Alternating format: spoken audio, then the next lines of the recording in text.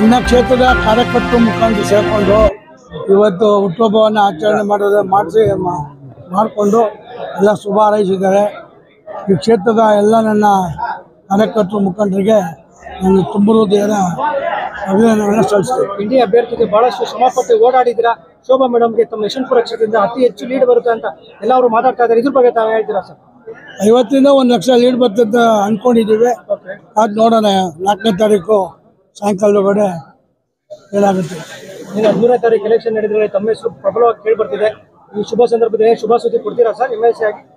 ಅದು ಪಕ್ಷಕ್ಕೆ ಬಿಟ್ಟು ವಿಚಾರ. ನನ್ನ ಹೆಸರು ಲಿಸ್ಟಲ್ಲಿದೆ.